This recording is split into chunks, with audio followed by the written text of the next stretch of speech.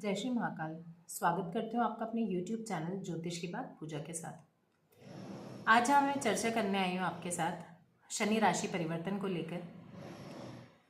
शनि का जो गोचर अभी 29/3/2025 को होने जा रहा है, शनिदेव अपनी वर्तमान राशि कुंभ राशि को छोड़कर बृहस्पति देव की राशि जल तत्वीय राशि मीन राशि में प्रवेश करने जा रहे हैं।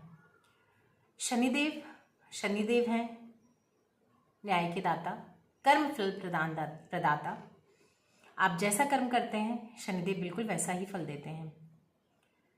7.5 जब लगती है तो इस दौर में ऐसा होता है कि जो लोग हमारे सामने बोल भी नहीं पाते, जो लोग हमारी बातें सुनते हैं, वो हमें सलाह मशवरा देने आ जाते हैं।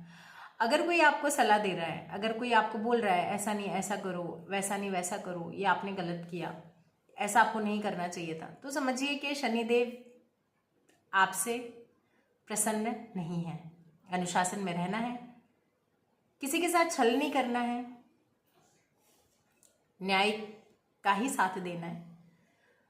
तो मैं यहाँ पे विलंब ना करते हुए मैं आपको यहाँ बताने वाली हूँ शनि का यह गोचर कुंभ राशि वालों के लिए कैसा होने वाला है। अगर मैं बात करूं तो कुंभ राशि वाले जातकों पे शनि की 7.5 है और ये शनि की 7.5 का आखिरी दौर है, ये अंतिम चरण है। तो कुंभ राशि वाले लोग कैसे होते हैं? कुंभ राशि वाले लोग कल्पनाशील होते हैं, दार्शनिक होते हैं, मेहनती होते हैं, आत्मनिर्भर भी होते हैं और इनकी एक ऐसी सोच होती है जो इन्हें दूसरों से अलग बनाती है। कभी कभी ये अकेला भी फील करते हैं सिर्फ अपनी अनूठी सोच की वजह से। अब ये 2.5 साल और बचा है 7.5 का, 5 साल इन्हें निकाले हैं 7.5 में। इनने बहुत सी चीज़ें ऐसी फेस की होंगी जिसकी वजह से इनने बहुत कुछ सीखा होगा, इनके अंदर परिपक्वता आई होगी। और जैसे बोलते हैं ना कि सोना बना देते हैं शनि, व्यक्ति को तपाकर बिल्कुल कंचन बना देते हैं, तो वही कुंभ राशि वालों के साथ भी हुआ है। अगर मैं बात करूं, शनि जो है आपकी राशि से आपके दूसरे भाव में होने जा रहे हैं। दूसरे भाव में होने जा रहे हैं और इनकी जो दृष्टि है, इनकी तीसरी दृष्टि चौथे भाव पे, 7वीं दृष्टि अष्टम पे और 10वीं दृष्टि आपके लाभ भाव पे। अब हम बात करें तो जो शनि है वो व्ययपति बनकर आपके धन भाव में गोचर कर रहे हैं।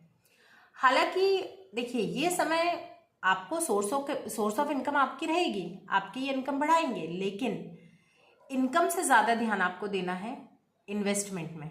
आप जो भी निवेश कर रहे हैं, निवेश और आप जो भी खर्चा कर रहे हैं, खर्चा आपको संतुलित खर्चा करना है, आपको फिजूल खर्ची नहीं करनी है।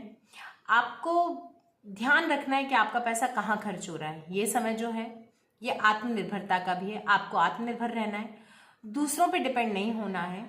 अगर आप आत्मनिर्भर रहते हैं इस समय पे तो ये समय आपके लिए बहुत अच्छा होगा और इस समय में मिलेगा सब कुछ, स्थायी मिलेगा, लेकिन मेहनत बहुत ज़्यादा करनी है। और देखिए, बिना मेहनत के तो कुछ भी नहीं मिलता, पर मेहनत आपको बहुत ज़्यादा करनी है।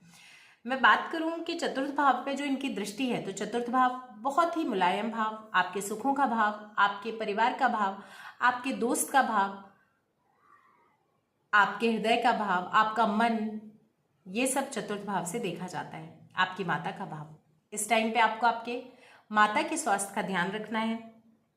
ये समय जो है, आपने जो इतने दिन आपका जो टाइम था, आप इस समय पे आध्यात्म से ज़रूर जुड़े होंगे और अगर आप आध्यात्म से जुड़े हैं तो इसको आपको मतलब जुड़े ही रहिए, अध्यात्म को आपको छोड़ना नहीं है। आप किसी ऐसे संत के मार्गदर्शन में आइए जो आपके काम नहीं हो रहे हैं या कहीं से आपको कष्ट हो रहा है, वो आपको किसी संत के मार्गदर्शन के द्वारा वो कष्ट आपका खत्म होने वाला है। हाँ, इस टाइम पे अगर मैं बिजनेसमैन की बात करूं, आपको प्रॉफिट तो होगा, लेकिन उसका जो समय है वो थोड़ा सा ज़्यादा हो जाएगा। मतलब चीज़ें मिलेंगी, स्थायी मिलेंगी, ज़बरदस्त मिलेंगी, लेकिन टाइम लगेगा मिलने में। अभी आपको रिस्क बिल्कुल भी नहीं लेना है, आपको सिर्फ नया सीखना है, आपको कोई नई स्किल सीखनी है। आप चाहे तो परिवर्तन कर सकते हैं, लेकिन बहुत ज़्यादा सोच समझकर। आप लैंड में इन्वेस्ट कर सकते हैं, लेकिन आप जो भी लैंड ले रहे हैं आप ये मार्केट का रिसर्च करके लें। कोई भी ऐसी संपत्ति ना हो जिस पे पहले से कोई केस चल रहा हो, या काफ़ी सारी ऐसी संपत्तियां होती हैं कि भाई काफ़ी लोगों का उसमें नाम होता है, तो ऐसी संपत्ति से आपको बचना है। अगर आप ऐसी संपत्ति लेते हैं तो वो आपके लिए ठीक नहीं रहेगी। मैं बात करूं रिलेशनशिप्स की, रिलेशनशिप में आपको मिसअंडरस्टैंडिंग नहीं होने देना है, आपको अहंकारी नहीं बनना है, आपको तिल का ताड़ नहीं बनाना है। कोई भी बात हुई उस बात को बात करके ही क्लियर करना है। ऐसा नहीं है कि भाई बात हो गई, हम बात नहीं कर रहे हैं और वो कम्युनिकेशन गैप बनता जा रहा है, मिसअंडरस्टैंडिंग होती जा रही है। सीधी सी बात ये कि आपको अपने लाइफ पार्टनर के लिए ट्रांसपेरेंसी लानी है, आपको ट्रांसपेरेंट रहना है। बात करूं मैं लव लाइफ की, तो इसमें भी आपको एक दूसरे के लिए ट्रांसपेरेंट रहना है। यहाँ पे जिनकी शादियां नहीं हुई हैं उनकी शादी के भी योग हैं। हाँ, इस टाइम पे आपको जो पुराना आपका इन्वेस्टमेंट है वो आपको लाभ दे सकता है। आपने जो आपकी सेविंग्स की होंगी वो आपको कुछ ना कुछ आपको लाभ ज़रूर देंगी। ये समय आपकी आर्थिक ग्रोथ का भी है, आपको अच्छा प्रोग्रेस होगा आपका। आप जो भी कार्य कर रहे हैं, आप अगर आध्यात्मिक हैं तो कोई परेशानी नहीं है। अगर आप आध्यात्मिक हैं तो आपके आध्यात्मिक प्रोग्रेस भी होगी। इस टाइम पे आप स्पिरिचुअल होंगे काफ़ी ज़्यादा। मैं बात करूं बिजनेसमैन के लिए कि कोई न्यू रिस्क मत लीजिएगा। अगर आपको न्यू रिस्क लेना है तो थोड़ा सा वेट करिए, 2025 निकलने दीजिए। 2026 के मिड ईयर में आप रिस्क ले सकते हैं। आप कोई नया कुछ करने का सोच रहे हैं, बिल्कुल आप कर सकते हैं। आपका कोई वर्क फॉरेन रिलेटेड कोई वर्क है, वो आपका मतलब आपका कोई काम है अगर मान लीजिए, तो आपका पूरा होने जा रहा है। आपने कोई आपका अगर नेटवर्किंग से रिलेटेड काम है वो भी आपके लिए बेनिफिशियल रहेगा। मैं बात करूं research, management, engineering, science and communication field के लिए, ये टाइम बहुत अच्छा होने वाला है। आपको इस फील्ड में नए ऑप्शंस मिलने वाले हैं।